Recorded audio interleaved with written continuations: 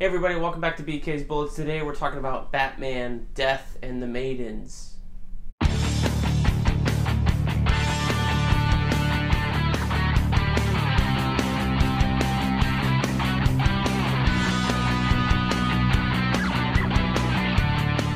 Hey everybody, welcome back to BK's Bullets. As always, I'm your host, Brent. We're going to be talking about Batman, Death, and the Maidens today, written by Rucka, art by Klaus Janson.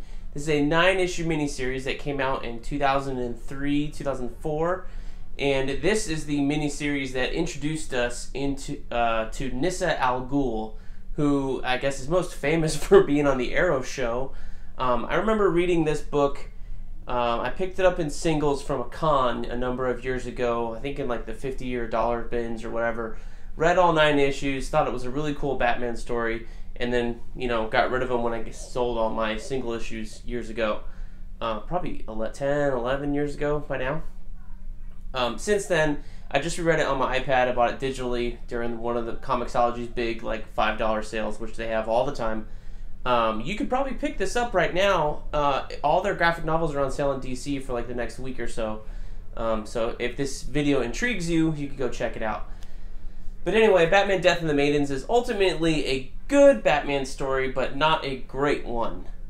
It does a couple of cool things. It introduces us to Nyssa Al Ghul, who is Talia's sister, and she's the daughter of Ra's Al Ghul. I will always say Ra's, having been a child of, you know, Batman the Animated Series, and that's what they called him, and then you had Batman Begins come out, and that's what they called him.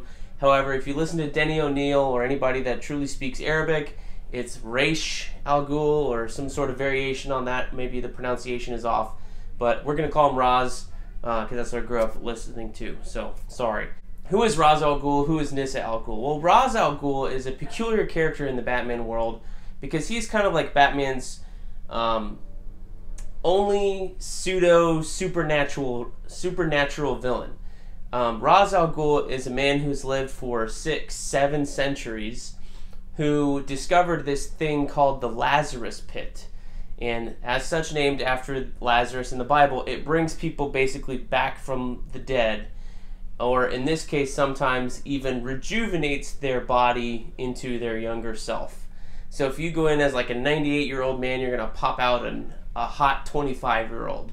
Or if you're dead or you're dying and you fall into the pit, it will revive you and you pop back as your current self, you know, just without all the wounds and stuff like that. So that's kind of what they do. But for a long time, they've been like single-use only. And this series introduces the idea of a pit that can be used multiple times, which I don't know if we ever saw again after this miniseries. Typically, Lazarus pits have this green glow to the water, and you know, and I don't remember. I thought they were mystical in nature until I started reading this book again, and then they're adding chemicals to this pit, and it's almost like maybe this is a chemical concoction that has to take place in certain places around the world in order for it to work and bring you back. It's kind of unclear. Anyways, Ra's Al Ghul uses these for 600-700 years to make him basically immortal. You know, he can still get wounded, he can still get hurt and get shot and die, but, you know, he can still die of old age, but he uses the Lazarus Pit to avoid all that. So throughout his 600 years, he's become kind of an eco-terrorist. He wants to basically do what Thanos did, I guess, in the Avengers movies, which is, you know, cut Earth's population down by a significant amount, and therefore the, you know, Earth will return to her former glory. And Ra's is the only one who appreciates it because he's the only one that's been around that long. You know, he remembers when Earth didn't have a bunch of smog from CO2 and cars driving all over the place. He remembers when there wasn't a hole in the ozone layer, when most of America and the world was forests instead of the deforested areas and suburbs we live in now. So it's that kind of thing. He wants to cut the population down and do some sort of like crisis on the Earth so that everybody around it realizes what a great thing it is and something it's something not to waste, and kind of like, you know, everybody goes green. So he's AOC, except he's a verified eco-terrorist. You know, some people think she is or isn't, whatever, that's your political beliefs.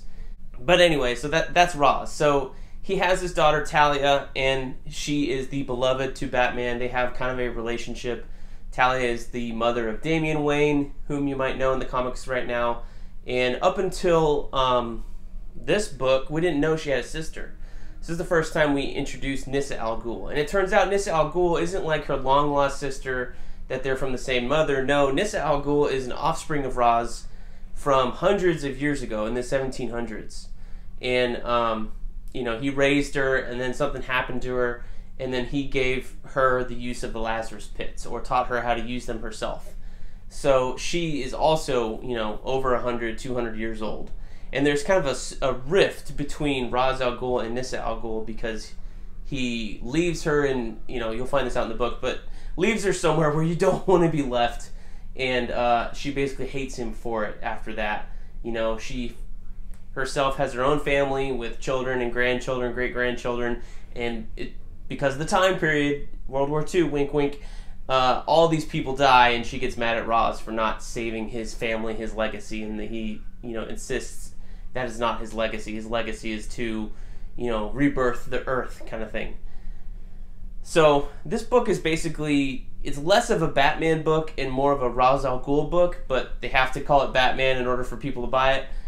Batman in most of this book, across the 9 issues, is just having conversations.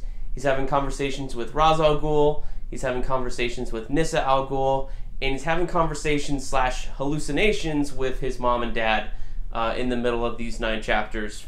Over like 3 books, really, it's a long hallucination. Basically, Ra's is begging Batman to stop killing him, stop destroying the Lazarus pits before he can use them, in order, in return, you know, for basically letting Ra's live forever. He will give Batman a substance that lets him speak to the dead. And of course, who's Bruce Wayne going to want to talk to? His parents. So that's kind of the motivation between Ra's and Bruce. Meanwhile, you have Nyssa over here trying to get revenge on her father. She eventually, you know, goes and gets Talia involved, and they've never met before.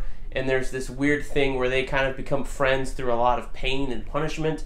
I don't want to give it away. You'll read the book and see what I mean, but it's kind of an interesting thing. So really the main characters are the Al Ghul family, you know, these 2 sisters, the Maidens, and, you know, Death, I guess would be Ra's al Ghul, the demon's head. And the site, or, you know, maybe Death in the title refers to the cycle that they go through with the Lazarus pits of death and rebirth. So that's really what the book is about. Batman's kind of an intermediary sometimes, or an ancillary character, until the very end when it all comes to a head. And of course, Bruce Wayne is out in the desert dressed as Batman, trying to save someone, and then that someone changes and changes and changes again.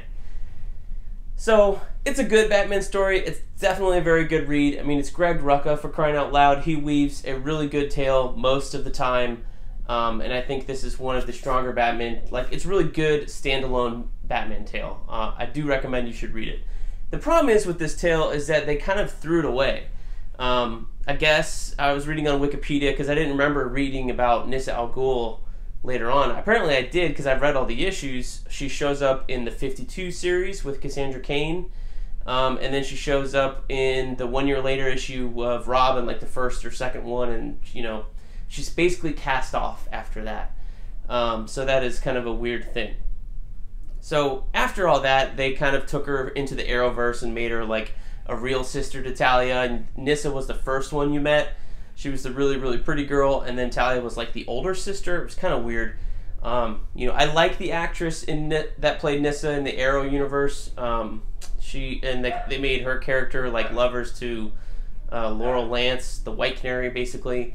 So Katrina Law is the actress who played her. Yeah, she did a very good job, but there's nothing to go on. And that character basically, you know, loves her father or kind of hates him, but not to the extent that the character in this miniseries does. So it's kind of a different, you know, they looked at it and they went, oh, cool, another sister, let's throw this one aside. You know, maybe they couldn't use, I think maybe the case was they could use Ra's al Ghul in season 2, but maybe they couldn't use Talia, because Talia is very much tied to Bruce Wayne, and that they're almost lovers sometimes. So maybe since the Batman characters were off limits, even though Ra's al Ghul wasn't. Arrow was weird. It's a good show, but it was weird because in season 2, it pretty much was like, this is a Batman clone, and you're using Batman villains, and just you wish you could tell a Batman story and have a Batman show. But regardless, you know, this book, Nyssa Al Ghul, was pretty much, I guess, to me, a standalone character, even though this book leaves her in a very big spot within the DC universe, but it's unfortunate that they never did anything with her. If you read this, I think the next story to read is The Resurrection of Ra's al Ghul by Grant Morrison. It was a big crossover in the Bat books when he was writing them after Infinite Crisis. Yes. So I guess check that out. But that kind of gives away what happens to Ra's, I guess. And Nyssa's not even in that, which is weird. And I read Resurrection of Ra's al Ghul within the last 2 years again on my iPad, and I don't remember what happened in it. So that might be my next thing to read. But Batman: Death and the Maidens, it's definitely worth checking out. Klaus Janson is a pretty good artist, but he's one of those artists with such a gritty and dirty style that you're either going to love it or feel like you're going to hate it. If you like crisp, clean lines, Klaus Janson's not for you. Now, Klaus Janson got his start, I guess, per se, being an inker, and he's most famous for inking Frank Miller on The Dark Knight Returns and a couple other things that Frank Miller's done. You know, I think he was inking him on the Daredevil run as well. He's been inking on top of John Romita Jr. a little more recently, and I think when he was doing his last Marvel stint, and now he's over, Romita Jr. is over at DC. Superman Year One is right over there, and I looked at that, and that's Danny Mickey on top of Miller.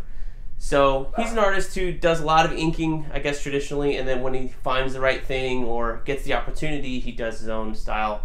So it's very reminiscent of, you know, by itself, it's very reminiscent of the Dark Knight Returns style. If you look at Frank Miller's stuff now, it's really evolved into this really, like, blocky style. And Klaus Janson is very similar to that, so I can see why they would mesh together to make this legendary art team. But when you take Frank Miller away and leave Klaus, feels a little bit more raw, even though Klaus was the one putting the finishing touches on Miller's stuff back in the 80s, you know, 30 years ago, so to speak. So that is a little weird thing to notice. But reading this book, and then, you know, if you look at Dark Knight Returns, you can definitely see where Janson is, you know, on that book for sure. There's certain ways he draws arms, legs, lips, finishes, whatever, that are definitely like callbacks to what he was doing then. So has his style changed over 30 years or 20 years, 25 years when this book was happening? Probably not. But is this book very good and worthwhile? I think so. I think so. You know, it's not in the Batman top 10, I think, because of the impact, the little impact it had as far as characters go. And, you know, Batman doesn't do a particularly large amount of things in this 9-issue miniseries, but I think the story between Ra's al Ghul and his two daughters, or the conflict between Ra's and Nyssa, is so well done and so well crafted by Greg Rucka that it is worth every Batman's fan read, especially if you're a fan of Ra's al Ghul. So, anyway, that's my review. Check it out for yourself and let me know what you thought down below. And like, comment, share, subscribe, all that nonsense. And we will see you guys next time in the Funny Pages.